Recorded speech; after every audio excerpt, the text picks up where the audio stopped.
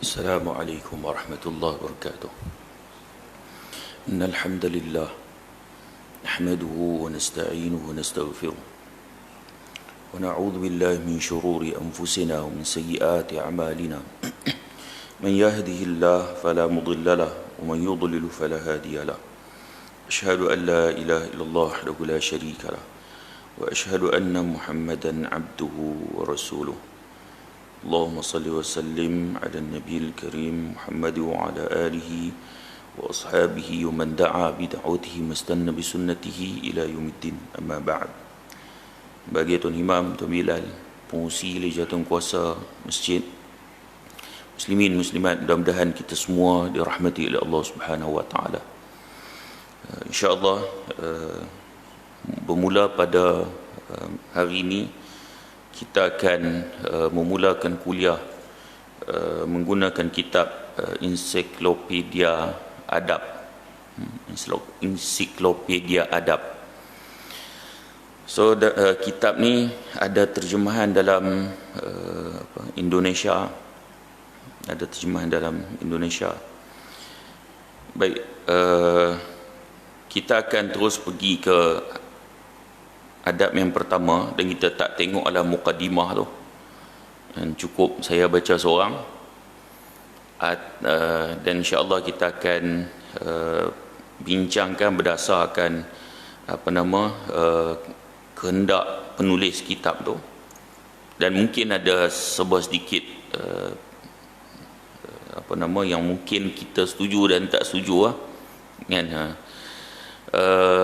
Dan kemudian kalau tuan-tuan nak baca mukadimah tu ada dalam kitab. So adab pertama yang dia letak dalam ni ialah adab al-ijarah, yakni kita mempekerja ataupun memberi pekerjaan pada orang, ataupun kita menggajikan orang.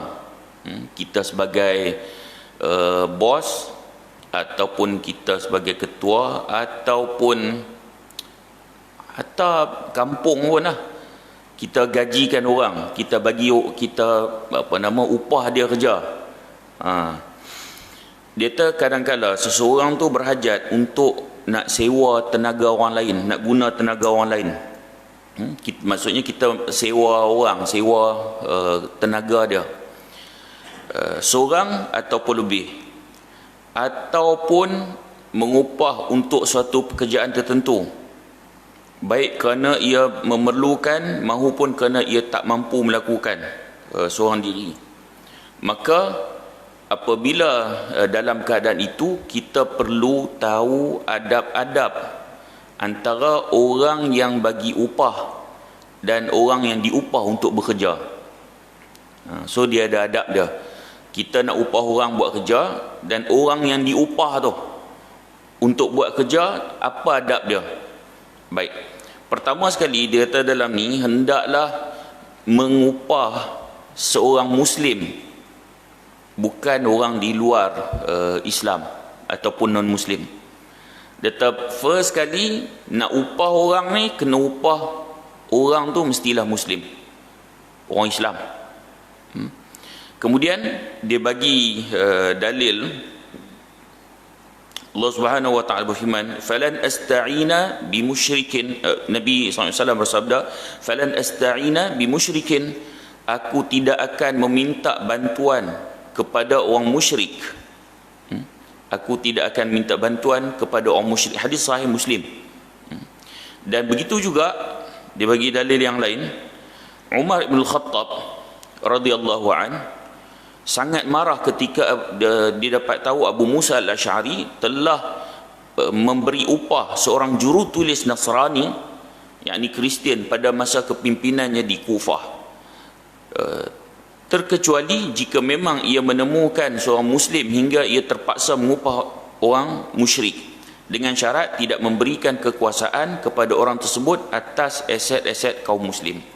Baik, walaupun dia kata di sini nak upah ni kena upah orang Islam, tapi di situ seolah-olah dia ada bagi macam syarat pula, kalau nak upah orang yang bukan Islam.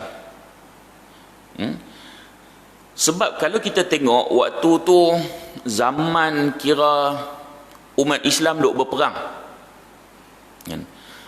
Musuh ni kira merata. Kemudian apabila Abu Musa Asy'ari dia upah seorang juru tulis, kan, untuk dia, maka bahaya. Sebab juru tulis ni dia akan dalam sistem negara ni dia akan tulis aset negara, kan. Jadi dikhawatiri nanti juru tulis ni akan bagi tahu kepada musuh. Dikhawatiri begitu, kan.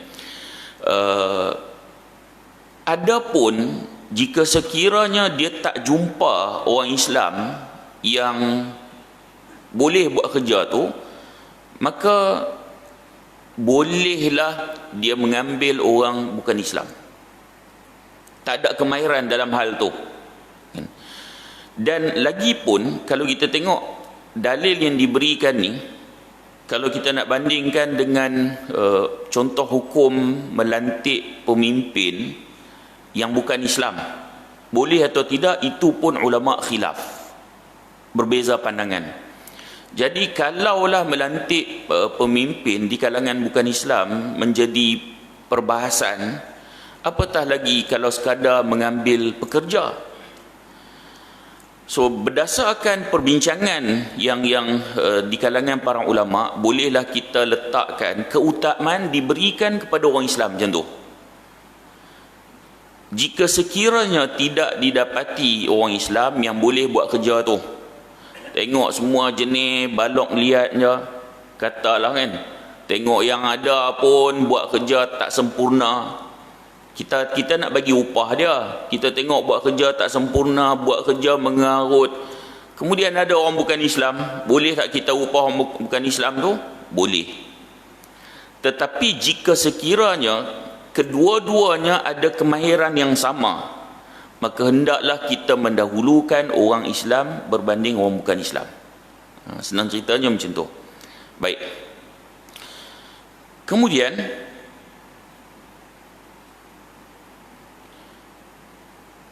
dia juga telah memberikan ayat dalam surah An-Nisa, wala yaj'alallahu lil kafirina 'alal mu'minina sabila, dan Allah sekali-kali tidak akan beri jalan kepada orang kafir untuk memusnahkan orang-orang beriman. Surah An-Nisa ayat 141. Ayat ni kalau kita tengok tafsir dia, cerita tentang orang munafik. Orang munafik duk tunggu-tunggu untuk nak perkena orang Islam, nak memusnahkan orang Islam.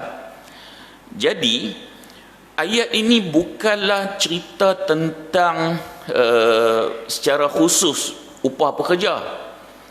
Maksudnya ayat ini umum, jika sekiranya apa-apa yang boleh merugikan, memusnahkan, merosakkan umat Islam, maka tak boleh ambil orang tu, kan? Jadi ayat ni cerita tentang munafik. Kalau boleh memusnahkan, merugikan umat Islam, tak boleh ambil. Ada pun sekadar macam kita duk buat kerja kampung ke apa ke, kita nak ambil orang bukan Islam dan dia lebih mahir daripada orang Islam, itu dibenarkan dalam syarak. Baik. Adab yang kedua, dia kata hendaklah mempekerjakan ataupun mengupah seorang yang kuat lagi dipercayai. Kalau kita tengok dalam ayat Al-Quran, Allah sebut inna khaira man ista'jartal qawiyul amin. Sesungguhnya orang yang paling baik yang kamu ambil bekerja ialah orang yang kuat lagi amanah. Kalau kita nak ambil orang kerja, ambil orang yang kuat dan amanah. Ini yang Allah sebut. Kalau kita tengok tafsiran orang kuat dan amanah ni, kuat dan amanah ni apa maksudnya? Baik. Ayat ni dia ada sebelum tu dia ada lagi cerita tentang apabila Nabi Musa tengok ada dua orang perempuan, dikatakan anak Nabi Shu'aib, kan, dia nak uruskan, nak gali nak ambil air telaga. Lalu Nabi Musa offer untuk tolong. Bila tolong, dua orang perempuan ni tengok Nabi Musa ni buat kerja bagus, kuat, kemudian amanah, sungguh-sungguh buat kerja. Kemudian mereka bagi tahu pada bapa mereka, qalat ihdahuma ya abati istajirhu inna khaira man istajartal qawiyul amin. Wahai bapakku, ambillah dia sebagai orang yang bekerja kepada kita, kerana sesungguhnya orang yang paling baik yang kamu ambil untuk bekerja pada kita ialah orang yang kuat, al-qawi, dan orang yang kuat, dan al-amin, orang yang amanah. Baik, maksudnya apa maksud al-qawi ni? Kalau zaman dulu, kira kalau kuat tu nak yang ayat ni, dia nak gali telaga perlu kuat lah. Kita nak ambil orang buat bendang perlu kuat. Tapi kalau kita nak upah dia untuk berniaga, kita perlu dia bijak. Dia bijak kan dalam urusan bisnes umpamanya. Jadi al-qawi ni maksudnya orang yang mempunyai kekuatan dari sudut mental, fizikal, orang yang ada kelayakan, orang yang ada kemahiran, orang yang ada ilmu, yang tu kuat. Ini kita nak ambil orang kerja. Al-amin pula orang yang amanah. Orang yang amanah. Maksudnya kalau nak ambil orang kerja, mestilah orang tu ada ilmu, ada kemahiran, dan orang tu amanah. Ada ilmu saja tapi tak amanah, tak guna. Dia bawa pelari duit kita pula kan? Amanah saja tapi tak ada ilmu, tak ada kemahiran, tak ada kekuatan, tak guna. Amanah saja tapi tak mampu nak buat kerja, tak guna. Jadi dalam Islam, kalau nak ambil orang, nak upah orang buat kerja, mestilah kita cari orang yang dia mampu, dia ada kemahiran, dia ada kekuatan, dan dia juga amanah. So package. Begitu juga Allah berfirman tentang Ifrit ataupun bangsa jin ni, yang mengutarakan pada Nabi Sulaiman. Apabila Nabi Sulaiman tanya siapa yang nak bawa istana Balqis kan, daripada Yaman, daripada Yaman ke Palestin. Kemudian Allah Subhanahu wa taala berfirman, qala ifritum minal jin ana atika bihi qabla an taquma min maqamik wa inni alaihi laqawiyyun amin. Ifrit berkata, dia kata apa? Aku akan datang kepadamu dengan membawa singgasana itu kepadamu sebelum kamu berdiri dari tempat dudukmu. Maksudnya, dia bagi tahu kepada Nabi Sulaiman, aku akan bawa singgasana Balqis daripada Yaman tu sebelum kamu berdiri. Nabi Sulaiman duduk, dia kata sebelum kamu berdiri, benda tu dah sampai lah. Singgasana tu dah sampai ke sana. Baik. Kemudian dia kata apa? Wa inni alaihi laqawiyyun amin. Sesungguhnya aku ni benar-benar kuat untuk membawanya dan boleh dipercayai. Lagi sekali kan, untuk orang yang buat kerja ni al-qawi al-amin. Orang yang ada kemahiran, orang ada ilmu buat kerja, dan orang yang amanah, orang yang boleh dipercayai. Maksudnya dia mesti gabung dua tu. Kita nak upah buat kerja, orang buat kerja apa pun, dua tu mesti ada. Kemahiran, ilmu, dan begitu juga orang yang amanah. Begitu juga dalam ayat yang lain, surah Yusuf. Bila Yusuf kata pada raja, qala ja'alni ala khazainil ard inni hafizun alim. Jadikanlah aku bendahara menteri kewangan. Khazainil ard maksudnya dia jaga segala harta benda ni. Sesungguhnya aku adalah orang hafizun alim, orang yang boleh jaga, pandai jaga, dan berpengetahuan. So ini orang-orang yang perlu dibuat kerja. Orang-orang yang boleh buat kerja ni, orang macam ni kita nak upah. Boleh tak kita bagi tahu kita mampu buat? Boleh. Berdasarkan Nabi Yusuf, dia kata macam tu, inni hafizun alim, aku ni orang yang boleh ataupun orang yang mampu untuk jaga, dan aku ada pengetahuan. So boleh tak kita offer diri kita? Boleh. Sebab Nabi Yusuf pernah offer. Baik, ulama bincang untuk apa-apa jawatan pula, termasuk jawatan menteri ke apa ke, boleh atau tidak kita offer diri kita. Pada asasnya, untuk nak ambil kuasa tu secara mutlak tanpa ada apa-apa sebab, itu tidak digalakkan. Adapun jika kita melihat orang di sekeliling kita tidak mampu buat, kita rasa kita lebih mampu, kan? Kita rasa kita lebih mampu, boleh tak kita offer? Kita kata saya mampu, saya boleh, saya saya amanah. Boleh tak kita cakap macam tu? Boleh, berdasarkan bagaimana Nabi Yusuf offer, minta jawatan tu kerana dia rasa dia lebih mampu untuk buat benda tu. Tidak jadi masalah.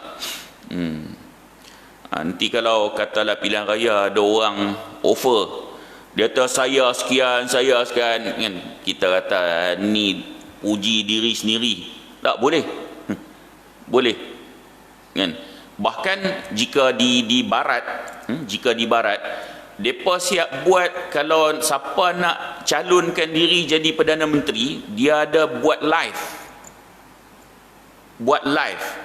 Dia ni cerita apa kemampuan dia, kan? Apa misi dia, kalau dia jadi Perdana Menteri, apa dia nak buat pada negara.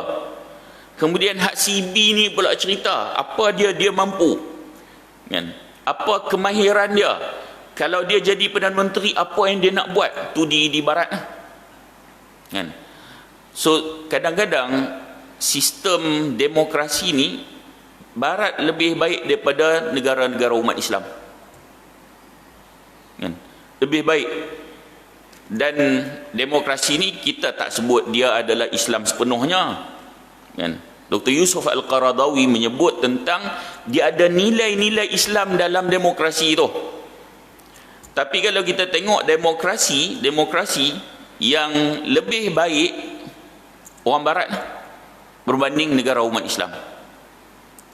Kalau negara Arab lagi teruk, nama aja demokrasi, tapi pilihan raya tak pernah betul. Hosni Mubarak tu menang 90% lebih dulu, 90% lebih. Undi ni dia kecoh macam-macam, hatta ugut bunuh siapa tak mengundi dia. Bila berlakunya Arab Spring, rakyat turun ramai-ramai. Masa tu gelombang rakyat turun ramai-ramai nak tolak Hosni Mubarak ni. Baru tahu, oh, rakyat majoriti tak setuju dengan dia. Ni hak menang 90% lebih. Sama juga di Syria. Orang kata, oh no, Bashar Assad menang pilihan raya apa semua. Bohong semua benda tu. Bohong. Menang cara kecoh. Siapa berani tak undi dia? Undi boleh tahu di negara Arab. Tuan-tuan, saya pernah cerita benda ni. Kita ambil contoh di Syria, kan? Syria ni dia ada dua jenis penjara. Penjara pertama, penjara umum. Penjara umum ni dia tangkap orang dan dibicarakan seperti mana penjara di tempat lain lah. Orang mencuri, orang merompak, bunuh orang, yang ni masuk penjara umum. Penjara khusus yang kedua ni, penjara khusus ni dia ada nama penjara tu Sadnaya Tadmur Fara' Palestin, kan? Sadnaya Tadmur Fara' Palestin. Sadnaya dan Tadmur ni dia tiga-tiga ni semua penjara bawah tanah.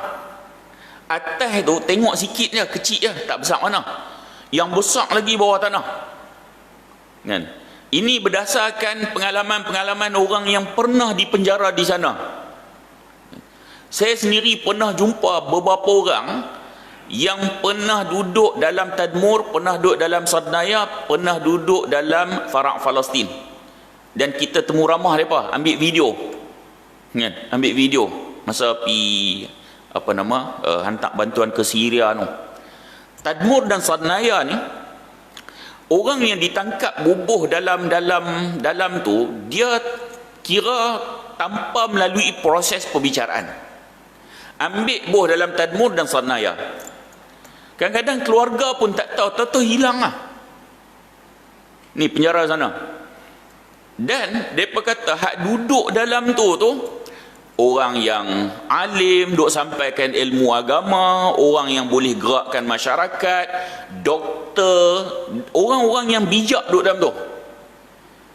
Dan mereka kata orang-orang yang ni, di samping dia boleh menggerakkan masyarakat dengan ilmu agama dia, ada juga kategori orang yang bijak, dia khawatiri nanti dia boleh mencelekkan masyarakat terhadap kebobrokan pemerintah.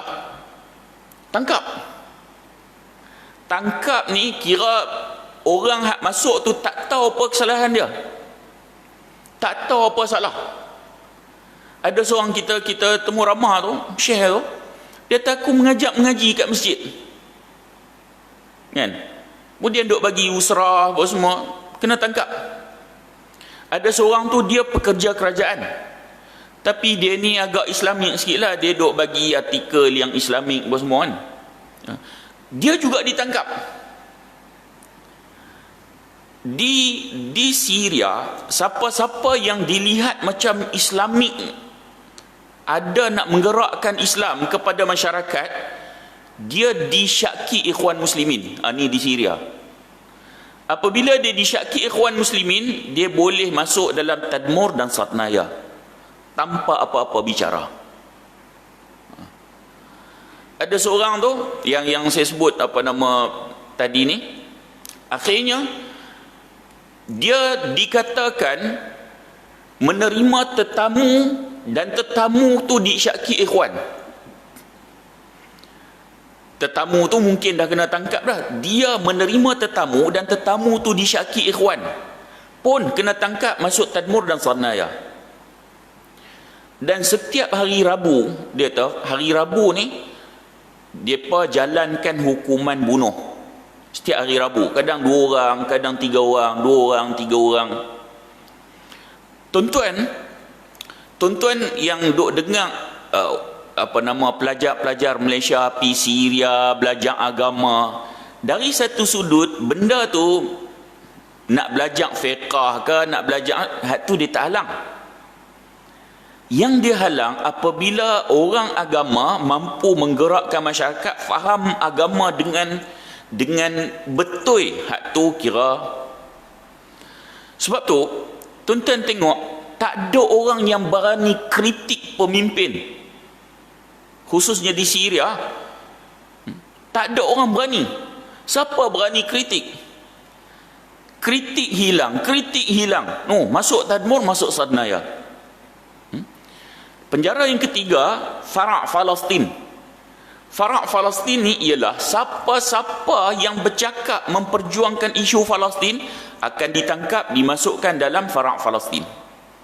Kalau tuan-tuan kata Yahudi marah dengan Bashar Assad, pemimpin Syria, sebab pemimpin Syria perjuangkan isu Palestin, bohong.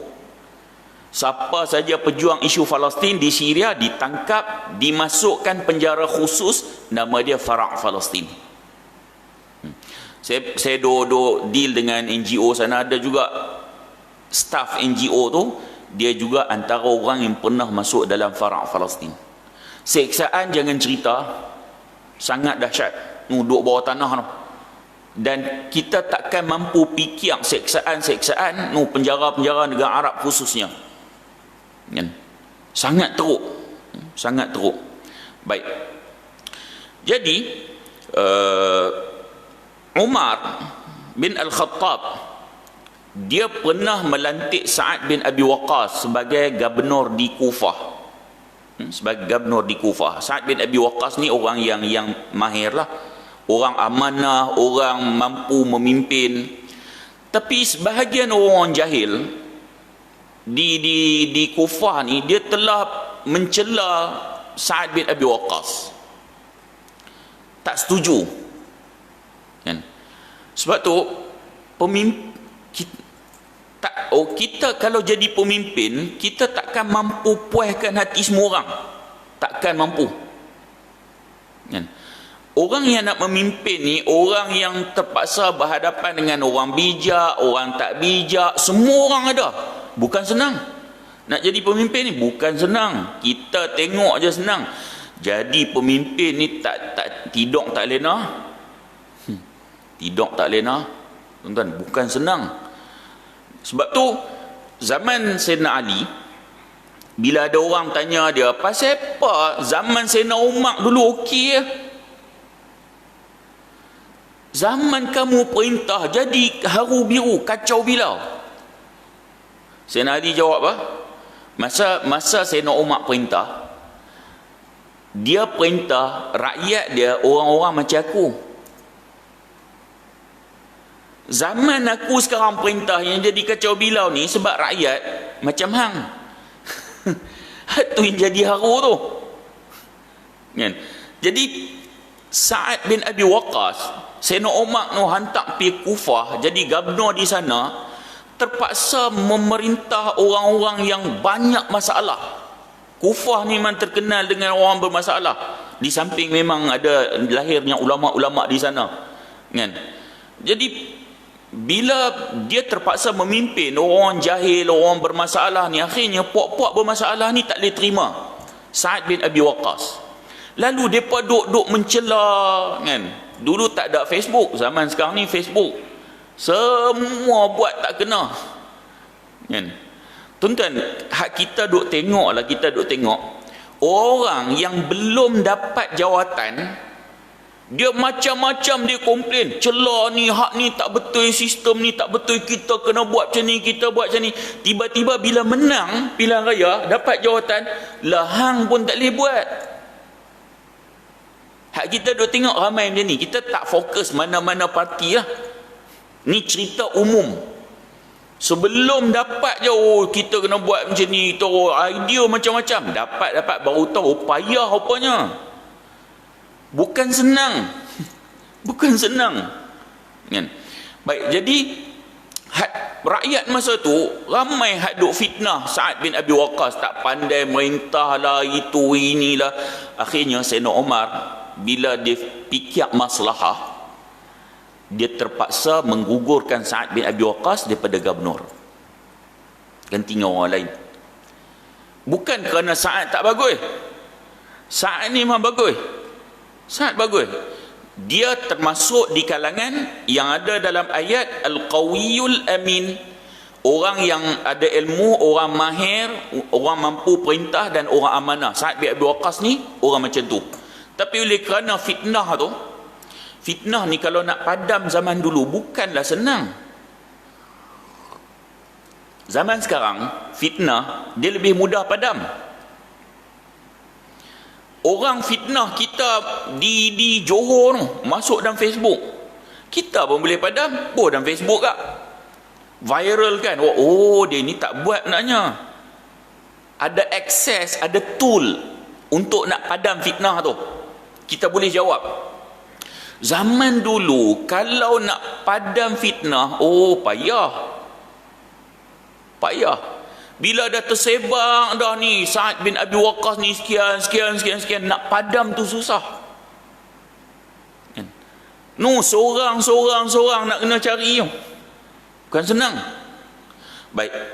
Jadi bila tersebar tu, akhirnya Sayyidina Umar dia fikir maslahah, dia terpaksa menggugurkan Sa'ad bin Abi Waqqas. Maslahah. Kemudian apa bukti bahawa Sayyidina Umar menggugurkan Sa'ad bin Abi Waqqas ni bukan kerana Sa'ad bin Abi Waqqas ni tak mampu? Masa Sayyidina Umar sakit, masa dia nak meninggal dunia tu, dia telah menentukan 6 orang sahabat untuk dilantik menjadi khalifah. Pilih nanti 6 orang tu kan, maksudnya akan dipilih siapa yang akan jadi khalifah. Salah seorang antara mereka adalah Sa'ad bin Abi Waqqas. Maksudnya 6 orang tu salah seorang Sa'ad. Kalaulah Sa'ad orang yang tak mampu untuk memimpin, kenapa Sayyidina Umar letak nama dia dalam tu? Ini menunjukkan Sa'ad ni orang yang mampu memimpin. Kemudian Sayyidina Umar dia kata apa? Sayyidina Umar kata, jika kepimpinan jatuh kepada Sa'ad, maka dia layak untuk itu. Dan jika tidak, hendaklah sesiapa pun dari kalian yang menjadi pemimpin meminta bantuannya, kerana sesungguhnya aku tidak menggugurkannya kerana kelemahan dan khianat. Hadis Bukhari. Maksudnya Sayyidina Umar sendiri sebelum dia meninggal dunia, dia letak nama Sa'ad ni salah seorang daripada 6 orang. Dia kata kalaulah dipilih dalam 6 orang tu Sa'ad, dia memang layak. Aku tidak menggugurkan dia dulu kerana dia khianat ataupun dia lemah. Aku bukan gugurkan sebab tu. Dia Sayyidina Umar gugurkan sebab waktu tu fitnah telah melata. Jadi sukar nak padam. Terpaksa gugurkan melihat maslahah. Melihat maslahah. Baik. Kemudian dalam hadis yang lain daripada Abi Dzar, qultu ya Rasulullah ala tasta'milni? قال فضرب بيده على منكبه ثم قال يا أبا ذر إنك ضعيف وإنها أمانة وإنها يوم القيامة خزي وندامة إلا من أخذها بحقها وأدى الذي عليه فيها. Kata Nabi, hadis ni pada Abu Dzar. Abu Dzar ni dia kata pada Rasulullah, dia kata, wahai Rasulullah, boleh tak engkau bagi jawatan pada aku? Dia minta, kan? Bagilah mana-mana jawatan. Kemudian Nabi kata, Nabi tepuk bahu Abu Dzar ni dengan tangan Nabi. Nabi kata, wahai Abu Dzar, kamu ni lemah.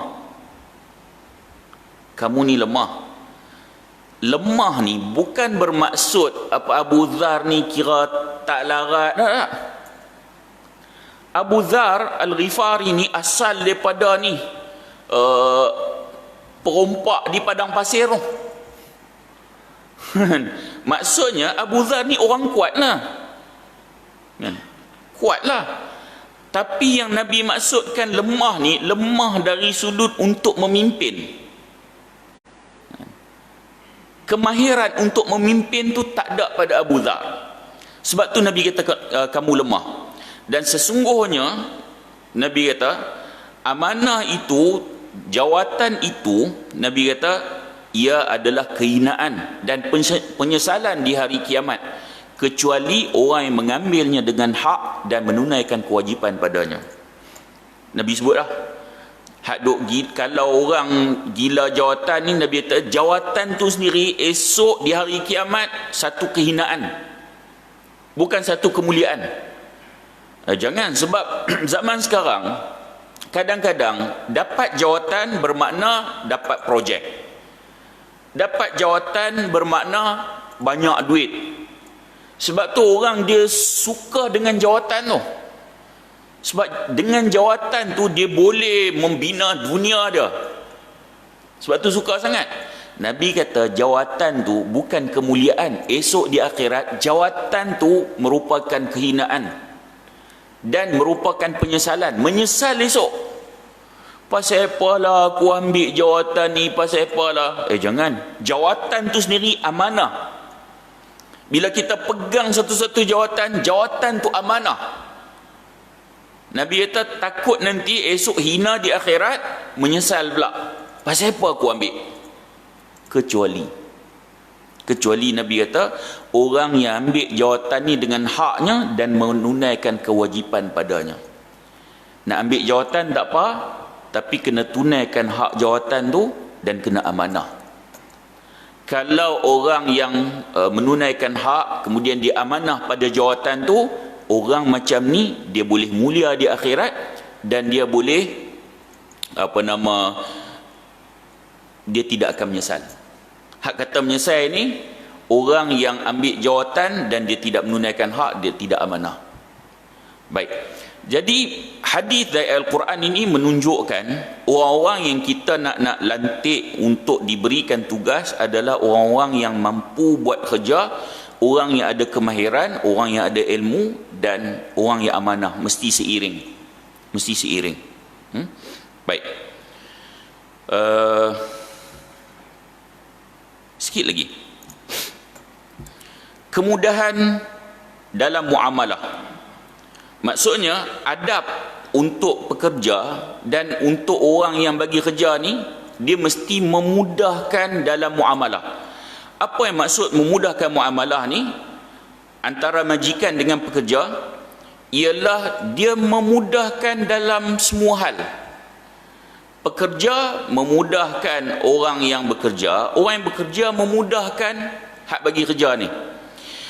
Rasulullah bersabda, Rasulullah kata, rahimallahu rajulan samhan idza ba'a wa idza ishtara wa idza iqtada. Allah merahmati orang yang mudah jika jual, membeli dan menuntut. Maksudnya menuntut hutang.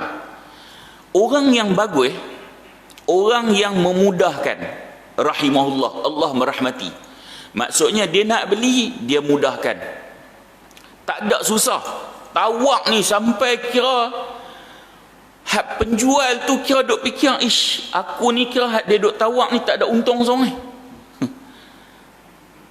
Nak beli tu susah. Tawak sikit-sikit dah. Ini dia tawak tu sampai, ish, kira orang jual tu susah hati. Dia bagi jadi susah. Dia kata tak apa, kalau orang tak mau jual, aku pergi cari tempat lain. Kan? Pergi cari tempat lain, dia tahu hak ni murah lagi, main patah balik. Dia duk deal lagi, duk berurusan lagi, nak tawak sampai kira kalau boleh hak peniaga tu tak ada untung, dia bagi jadi susah. Hak meniaga, hak jual pula, Nabi sebut hak jual pun dia memudahkan pembeli. Dia mudahkan pembeli. Maksud mudah pembeli dalam semua urusan. Tak apalah, saya ambil untung tak banyak, tak apa. Ni modal saya banyak ni, tak apalah saya jual banyak ni. Mudah tak, dan orang nak tawak, dia memudahkan dah. Ni penjual macam ni, rahimahullah. Rahimallah, Allah merahmati dia. Kan? Kalau jual contohnya makanan kan, buah makanan tambah sikit.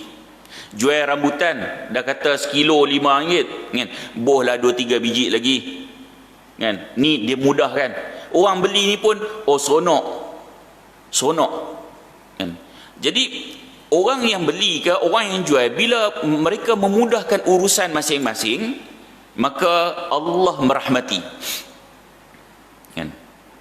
Ni kalau ada penjual-penjual dalam ni, mudahkan urusan orang beli. Niaga jangan menipu. Tak ada berkat. Saya pernah kat pasar malam, nak beli dompet duit lah. Dompet duit. Dia kata, ni mai dik, ni kira kak bagi harga modal tak, memang tak mau untung. Saya kata, mana mungkin orang berniaga tak mau untung? Mustahil. Kira kalau berniaga tak ada untung, 3 hari tutup. Mesti nak untung. Baik, dia kata, saya ambil modal RM10, saya nak jual RM20, contoh. Kan? Contoh, tak apalah adiknya rasa, ambil lah 15, yang tu okey.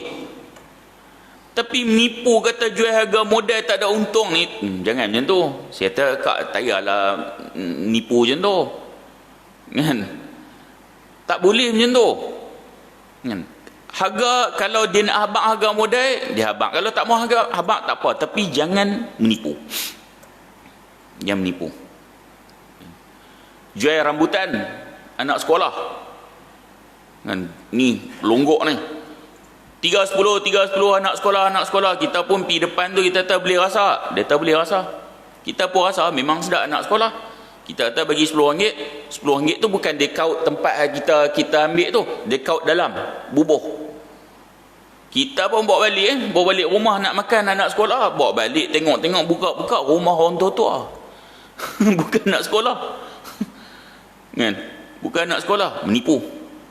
Jadi Nabi sebut orang hak nak beli ke, orang nak jual ke, kalau depa memudahkan urusan, maka Nabi sebut Allah akan merahmati dia. Allah akan merahmati. Hak nak beli jangan bagi susah orang jual. Jangan bagi susah. Hak mana hak jenis tawak ni sampai kira pening pula hak jual. Kan? Kira tawak tu bukan tak boleh, boleh tawak, tapi padan-padan lah. Jangan sampai hak jual tu jadi susah. Kan? Ataupun orang hak nak menuntut hutang. Nak menuntut hutang. Pun kalau dimudahkan, Allah janjikan rahmat. Baik.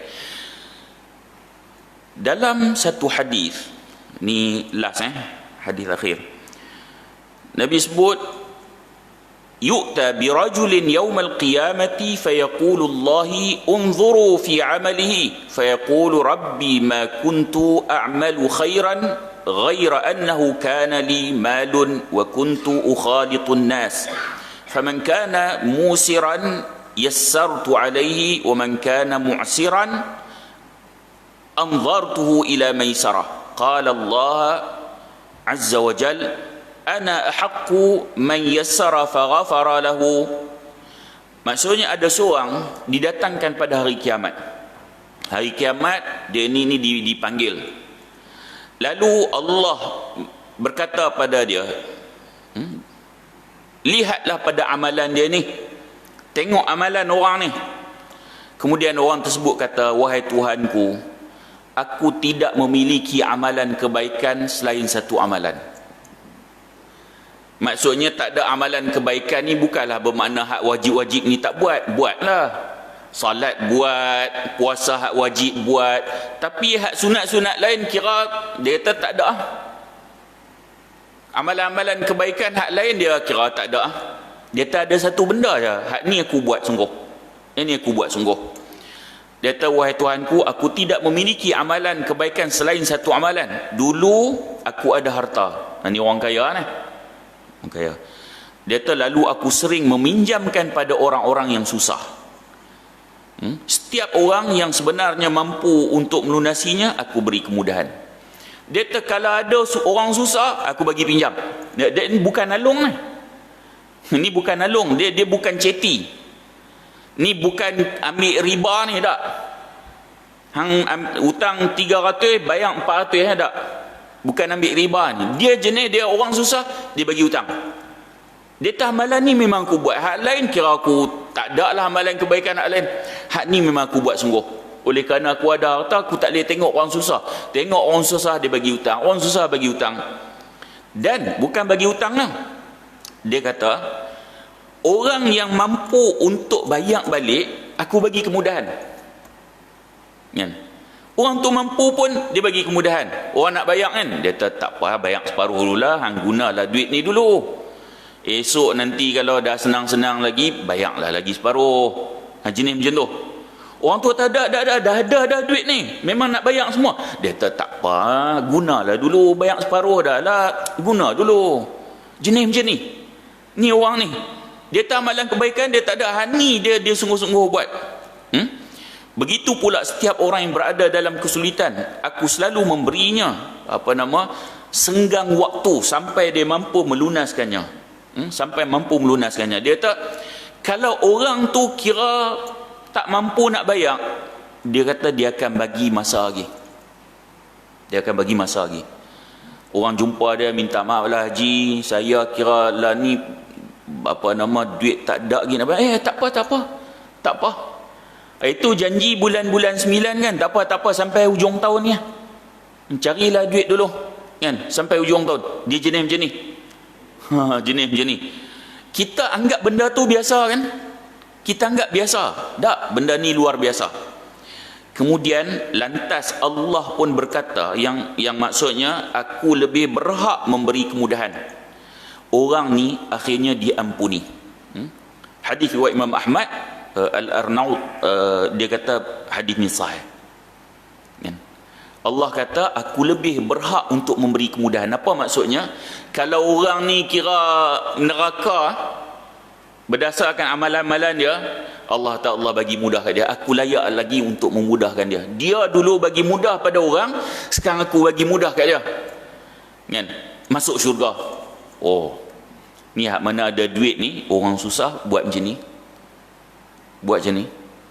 Ni salah satu penyebab untuk masuk syurga. Jangan main-main, kan? Apatah lagi kalau kita solat sunat ada, puasa sunat ada, sedekah yang lain pun buat, yang lain-lain pun buat hak ni pula lebih lagi, sebab dia ni hak Nabi cerita ni, dia tak ada amalan baik hak lain, dia buat yang ni ya. Dengan dia buat yang ni Allah beri kemudahan masuk syurga. Tambah lagi kalau kita buat amalan lain, kita tambah yang ni pula, kan? Hak mana ada duit, orang nak berhutang, bagi, kan? Bila dia nak bayar hutang, bagi kemudahan pada dia. Kalau dia tak ada duit, lanjutkan, kan? Tapi masalah zaman lah ni, orang berhutang bukan dia main cari kita, kita pula nak kena pergi cari dia. Dulu tiap-tiap hari telefon sebelum nak hutang, tiap-tiap hari. Sekarang bila nak tuntut hutang, kita pula nak kena cari dia, nak kena telefon dia, WhatsApp dia, tak balas tu. Tak balas tu, kan? Cuma tengok orang tu lah, kalau betul-betul dia tak mampu, kita bagi kemudahan untuk dia lah, kan? Tapi hutang kita tak bayar, pi umrah pula. Pi umrah pula, kan? Duit ada pi umrah, tengok keluar motor baru pula, boleh, hutang tak mau bayar, kan? Jenis macam ni, hak ni kita nak kena fikir lain lah. Nak kena fikir lain. Baik, jadi insya-Allah nanti dalam kuliah akan datang kita akan bincang adab yang keempat. Adab yang keempat, adab masih adab yang pertama lagi. Dalam poin yang keempat tu, untuk adab nak menyewa ataupun mengupah orang, sama ada orang yang upah ataupun orang yang diupah, apakah adab dalam Islam? Nanti insya-Allah kita akan sambung lagi. Mudah-mudahan pertemuan kita ada manfaat. Kalau terkasar bahasa, mohon maaf, dan saya sudahi dengan aqulu qawli hadza wa astaghfirullahal azim li wa lakum. Wassalamualaikum warahmatullahi wabarakatuh.